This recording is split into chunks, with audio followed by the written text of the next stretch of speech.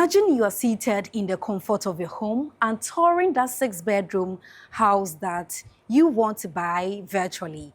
That is the power of virtual reality.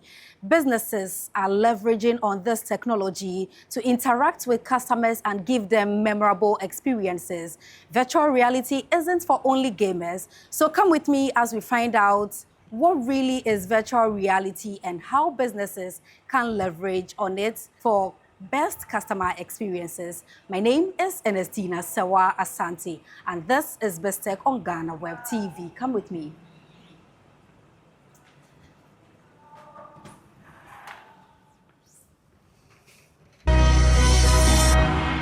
Welcome back from the break. My name is Ernestina Sewa Asante, and today my guest is the business lead of Dobison Ghana Limited. He's going to tell us all about virtual reality and how businesses can leverage on it to allow customers have the best experience. You're welcome on the show. Thank you. First off, what is virtual reality and how can businesses use it to transform their customer experience? So, well, when we talk about virtual reality, it's basically being in another world or immersing you in a virtual world. Okay, so for instance, we could say that we can just immerse you in an environment that is not physically existent. So maybe you want to tour a place in Paris. We can just do that through virtual reality. That is, you wear your headsets and then you just appear in Paris without being there in person. So that's virtual reality, is being in another world. And then when we talk about augmented reality, which is AR, that's a part of the technology that we do. It is being aware of your surroundings and then overlaying it with virtual characters. Like you've seen the Snapchat filters and all that. We use around. So that's augmented reality. And then virtual reality is being fully immersed in another world. That's the basic definition I can give to the layman. But they'll be wondering how they will, you said, immerse themselves in that space. How is that possible? So it's possible through various ways, through various technologies. Okay, so then, for instance, with the case of real estate, and real estate developers, what we do is currently we've seen the trend of real estate developers building or trying to sell a property before it's even built. And so what we do is that we take the 3D renders, we put them together, and then we create a virtual tour. So a client or a prospect trying to buy a property can go through the property without the property even being built yet. Some of the properties get built in 3 or 4 years' time, but with virtual reality, they are able to tour the property now without it being built from the comfort of their homes if they have a VR headset, or they can even do that on phone or a laptop. How accessible is this technology?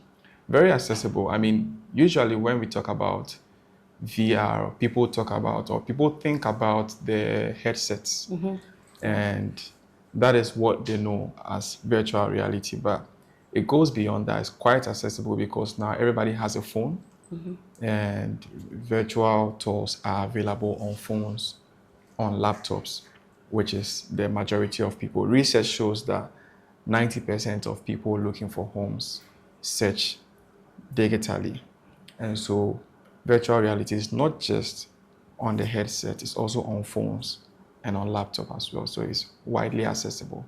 So which sectors in Ghana stand to benefit the most?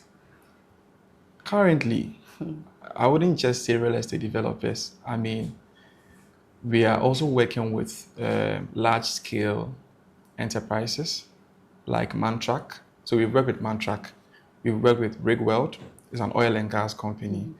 We've done some work for Newmont and some huge enterprises, Zipline, and all of that. So for them, what we do is that usually, for their safety measures and their onboarding.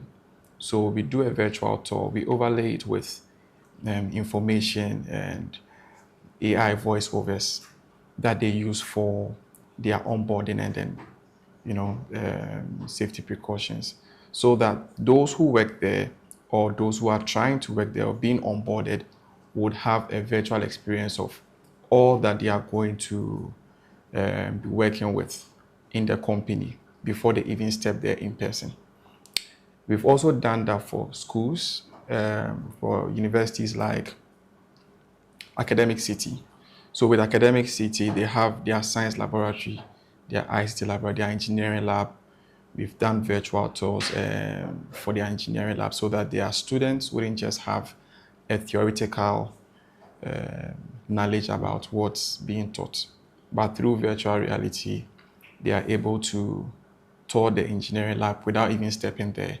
And we've also embedded the virtual reality with videos so that they can click on and see exactly what the lecturer is trying to teach them or the professor is trying to teach them without ever even stepping there. So that's for schools. We've done for schools like Academic City, for American International School, for National University of Singapore. And we've also done some work for, of course, real estate developers and brands like GCB. And those brands, usually the brand experience is usually about AR filters, the filters we see on Snapchat. We did that for GCB, Ghana Commercial Bank, and Telecel, Unilever, Coca-Cola, Guinness, and some of these other brands. So we've done that for them. We create experientials for them that makes them bond with their customers during events. So in the case of GCB, we created a game.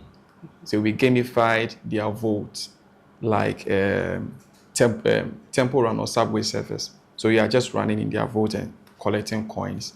And that's a game, that's a way to just bond with their clients. And last week we received an award for that during the recent Gong awards by the Advertising Association of Ghana.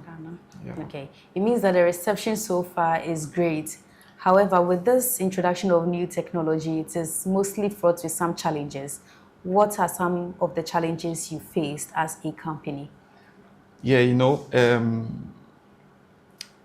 for new technologies, usually some business owners feel like it's just a nice to have because they've been operating without these tools, these virtual tools. So we are not saying that virtual tool is coming to replace their traditional operations, but it's coming to enhance.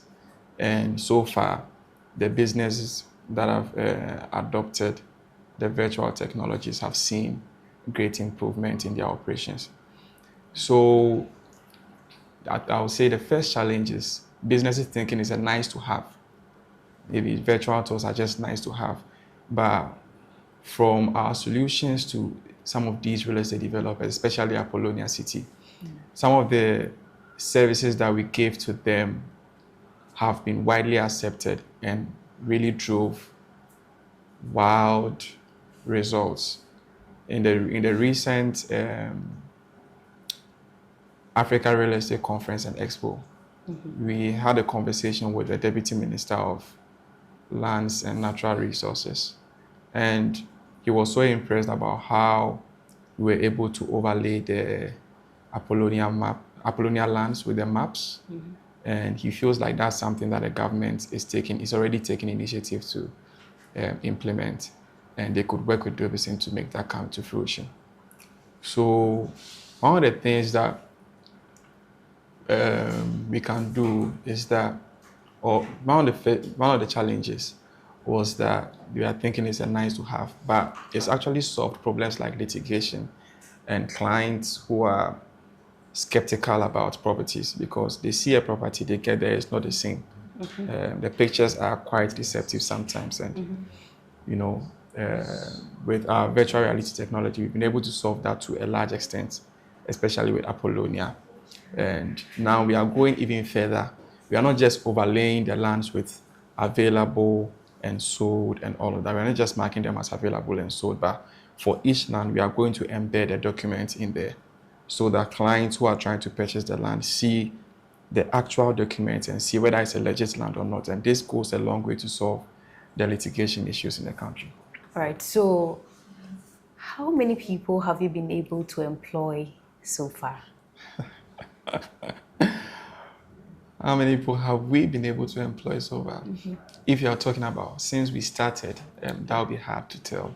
Okay. But currently, we have about 15 to 20 people currently, and we've had past people who worked with us in the past who have also gone on to even create more jobs for others. I think there's this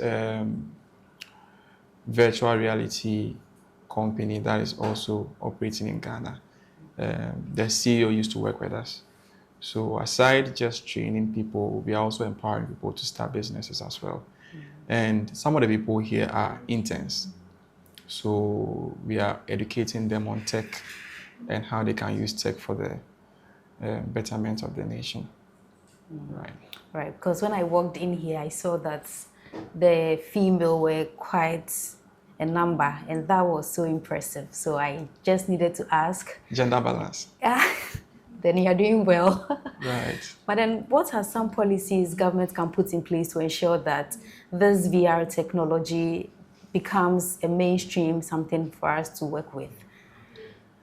Yeah,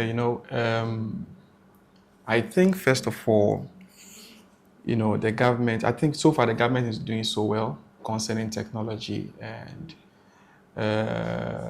from our recent communication with the Ministry of Lands and Natural Resources, it looks like they are open to embedding technology in their operations. And I think that, if we can smoothly liaise with the Lands Commission concerning land registration documents and that's being embedded in the technology services that we are offering, is going to go a long way to solve some of the issues that we have in the country. So when it comes to government policies, I think the government is already working towards using technology to enhance operations in the country, and Dobbiton is 100% ready to work with the government hand in hand to improve their economy. Okay. What is the level of investor interest in VR technology in Ghana? I would say it's high, but so far, when we talk about investors, we've not really, I wouldn't say we've really targeted Ghanaian investors. So far, when it comes to investors and those who are much interested in VR, it's been the outside world, like Belgium and some other French countries. And so our operations are not just limited to Ghana, but also other parts of the continent, especially the French world. But currently we are in some accelerators in Ghana, and we are looking forward to emerging as winners so that we will be able to get some good investments for our operations. Okay. How do we use virtual reality technology to preserve our culture and tourism in Ghana? Right, that's a very good question. And in the past, that was somewhere last year, we started working on some project called Experience Africa, which we'll be launching in September or October, hopefully. So it's heavily invested into. And what we are doing is that we are creating creative storytelling about the history and culture of Africa. So currently we are in the Asante Empire, and we are going back, way back to the 1800s to tell the story about how the Ashanti Empire evolved till now. And aside Ashanti Empire, we are going to do other empires. But for the project currently, we are done with the Ashanti Empire. And we are going to be launching that before the year ends. So that's Experience Africa. And aside that, we also got a license from the Ministry of Tourism in Ghana. We've also liaised with the Ministry of Tourism in Benin. And we are also awaiting approval from the Ministry of Tourism in other countries to document their tourist sites and put them on one platform called 360africa.tours. Okay. So currently, when you go to 360africa.tours, you would see some of the virtual contents that we've shot for some tourist sites in Ghana and some parts of Africa.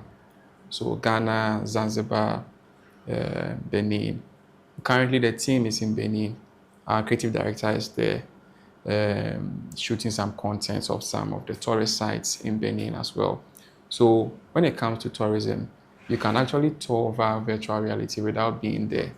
So as we sit here, we can just immerse ourselves in Willie Falls without even ever visiting Willie Falls, right from the comfort of the headset or even on the phone.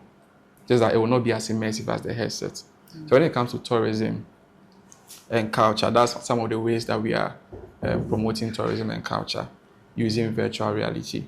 So the project, the Experience Africa project is almost done. As I said, it's going to be launched soon.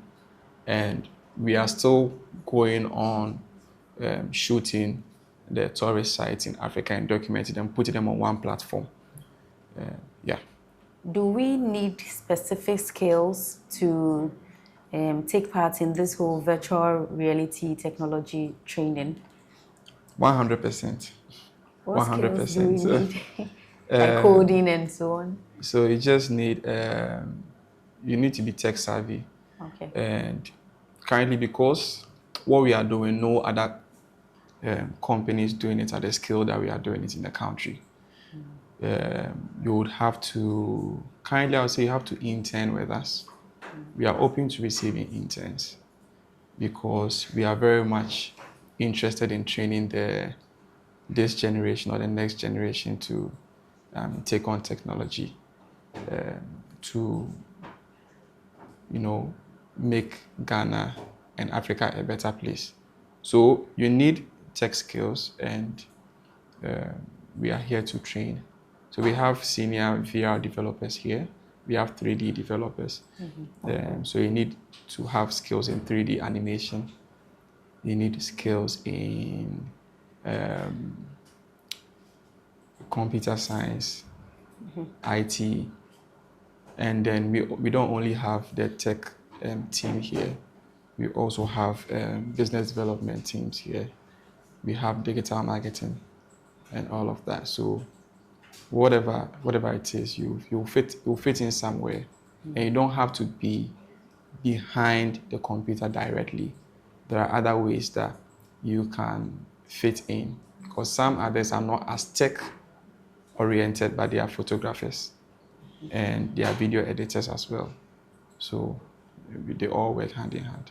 Is this training free, or I would have to pay some coins to get enrolled? Well, currently it's free, right? So currently it's free, but it is something that we've not fully implemented. Currently, what we do is that we take interns. But in the next few months, we are going to implement this program where we train tech people at just a small fee. And how much?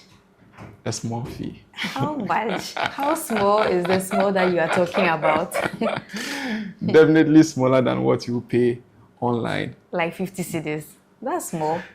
No, of course not. Yeah, of course not. So it is relative. Widely relative. I would say that somewhere small. A small fee. Hey. A small fee. For how many months?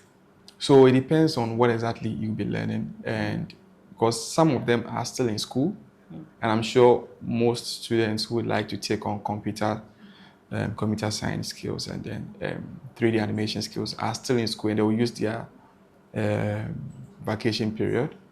So either some would be for a month, some 2 months, some 3 months. And it's definitely not going to be more than 1,000 cedis for a month. Okay. So for clarity's sake, even people without any tech service skills can still enroll because they are willing to learn? 100%. You need to be willing to learn, and you need to have the humility to also learn, because you'll be working with a human being. And so you need to have the humility to learn, the determination to learn. So you don't necessarily need to be tech savvy, but you need to be interested and you need to be determined to learn. And even though it's difficult, in quote, you can still learn. I think there is nothing that is impossible for us if we put our minds to it.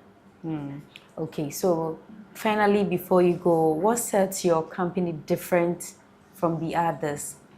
Well, when it comes to virtual reality, there are no others.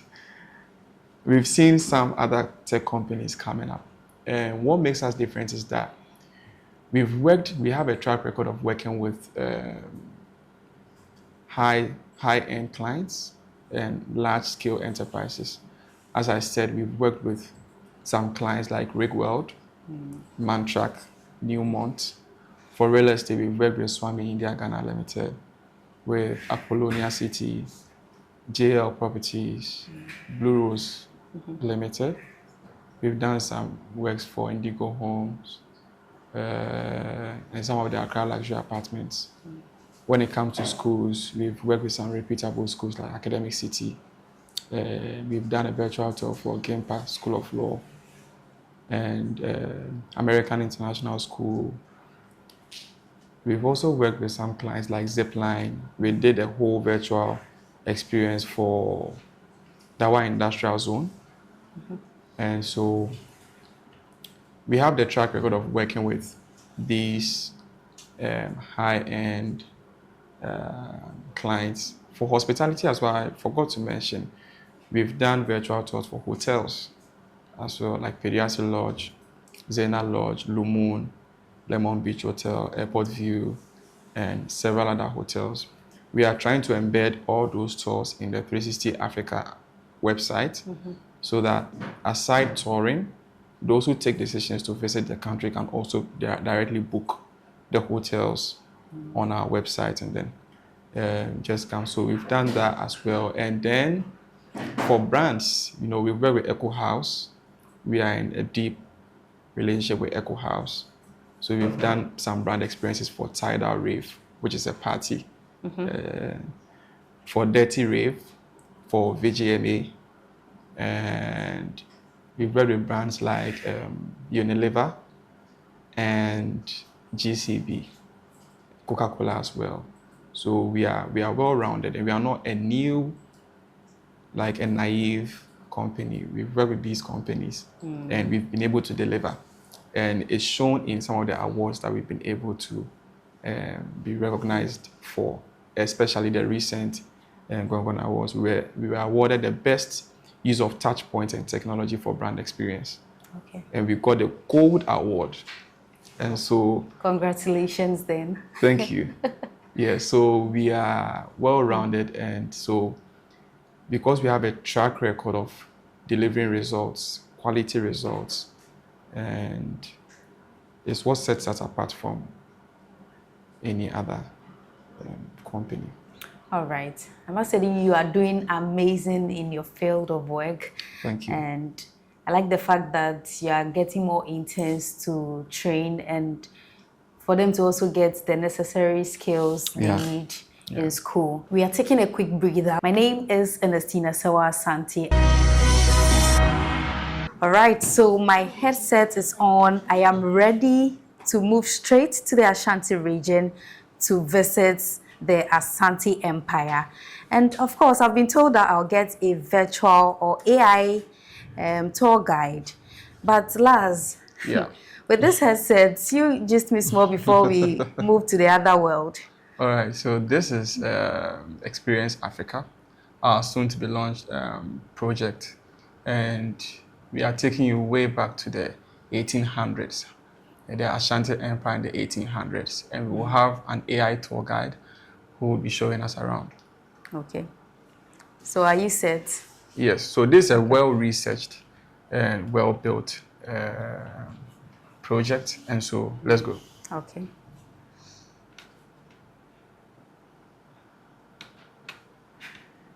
Each of the 9 great roads had a name, often tied to the ruler who commissioned it or the region it served. For instance, the road to Salaga was called Maniampon Tempon, Maniampon's Great Road, named after a Mampon chief.